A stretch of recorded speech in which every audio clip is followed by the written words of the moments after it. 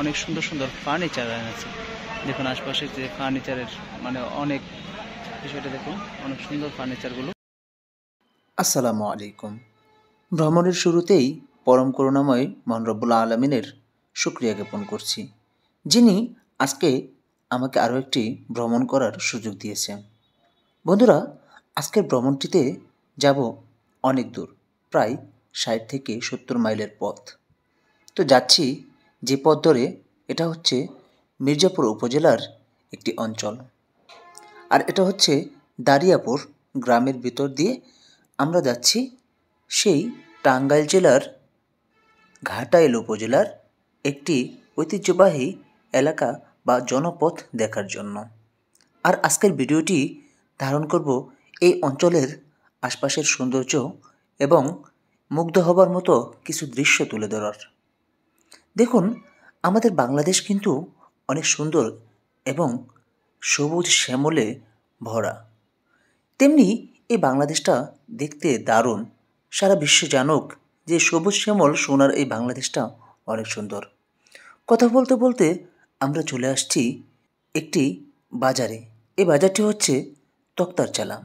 হ্যাঁ বন্ধুরা, তক্তার চালা নিয়ে আমি আরও একটি ভিডিও আপনাদের মাঝে নিয়ে আসব।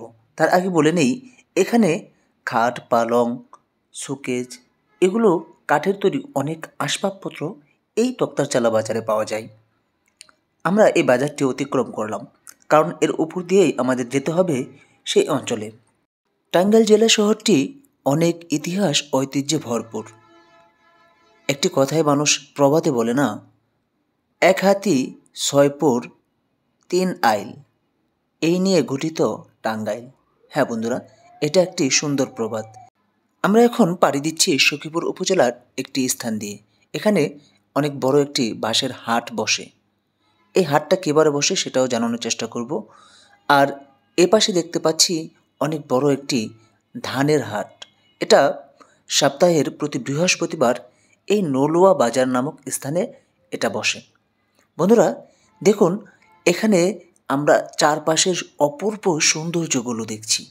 আমরা আরও সামনে পাহাড়ি অঞ্চলগুলো, আমাদের কিন্তু অনেকেই বলে থাকে টাঙ্গাইলের উত্তরের অঞ্চলগুলো পাহাড়ি অঞ্চল, আর এগুলো দেখতেও নাকি অনেক সুন্দর। হ্যাঁ বন্ধুরা, আমরা সেগুলো দেখতে দেখতেই আজকের ভ্রমণটা করব।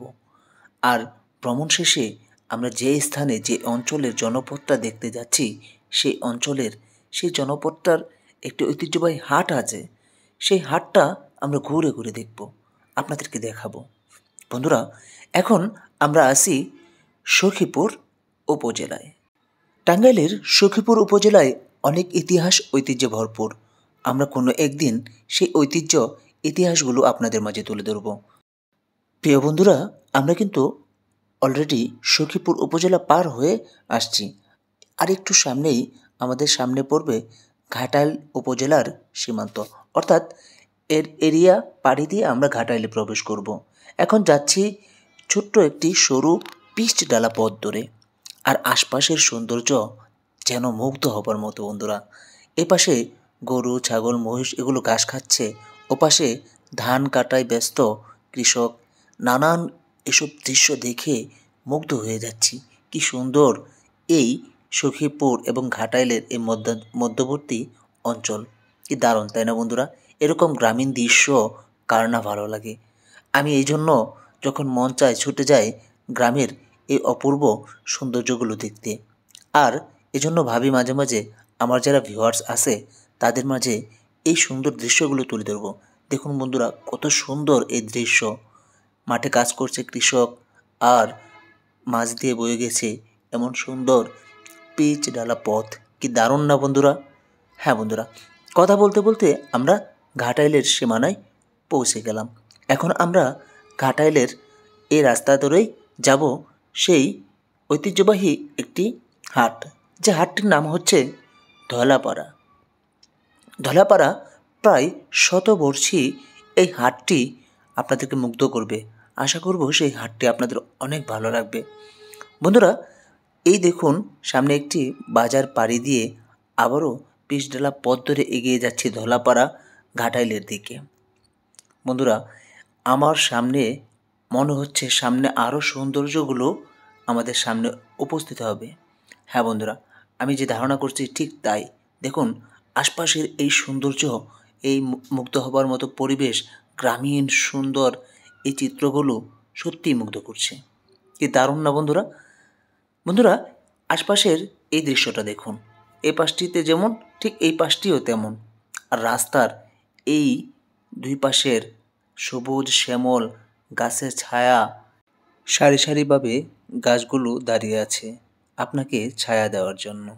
গরমের দিন হলে আপনি এখানে শীতল হতে পারবেন দক্ষিণা বাতাসে। বন্ধুরা, কথা বলতে বলতে প্রায় আমরা ধলাপাড়ার খুব কাছে এসে পড়েছি। আর একটু সামনেই আমাদের ধলাপাড়া সেই ঐতিহ্যবাহী হাটটি আমরা ঘুরে দেখব। প্রিয় বন্ধুরা, আমরা কিন্তু অবশেষে ট্রাভেল করতে করতে আসছি ঘাটাইলের ধলাপাড়া একটি হাট। এটা আমি এখানে এসে দেখলাম যে এখানে কিন্তু ফার্নিচারের জন্য অনেক বিখ্যাত একটি বাজার। দেখেন এখানে দেখতে পাচ্ছি অনেক সুন্দর সুন্দর ফার্নিচার আছে।